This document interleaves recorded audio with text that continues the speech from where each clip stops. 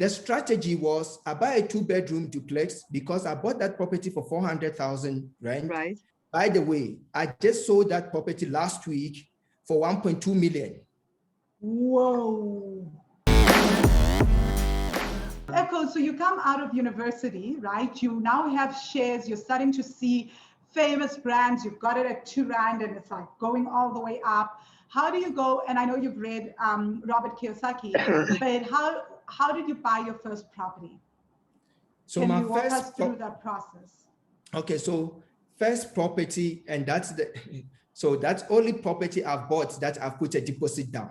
That was my first property. Yes. And we'll talk through that journey.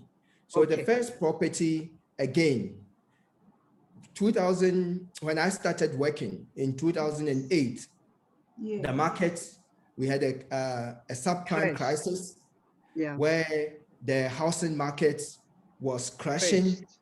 And the banks now are selling. They had a system called the quick sale. The banks were actually showing you the value. They say this property, you can buy it between the lower range of 200,000 to 400,000. They used to show you that on advertisements. They did, yeah. So they had quick sale. So that's what I'm saying, that the time that everything also fate plays a big role in whatever, or the universe plays a big role. But I guess it's when your mind is ready to seek opportunities, it gets presented to you and you see them. So I found the property, but before I bought the property, again, being a student, doing my research, I realized that because my first property, my intention was not for me to pay the bond. It has never been my intention, and I've never paid my own bond. My tenants have been the people paying my own bond. And I say this all the time proudly because I provide quality services, right? So what then happened? I bought a 3-bedroom duplex. Again, my friends around me were saying, what are you doing? You're a single guy, you don't have a wife. Why are you buying a 3-bedroom duplex whilst we all buying bachelors? But the strategy was I buy a 2-bedroom duplex because I bought that property for 400,000 rent. Right.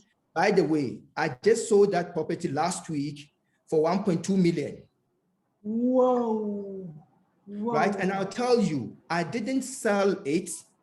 I refinanced it. So I sold it back to the bank. It's still in my name, but that's how I talk about selling. Right. Okay, so we're going to say refinance for our people. Yes. So what I did in the 2-bedroom, I bought the property for 400,000 rent. I was working for the bank at that time. I got an interest rate less 2% because I'm an employee of First Rent Bank, even though I was working for Rent Merchant Bank. So I got a discount.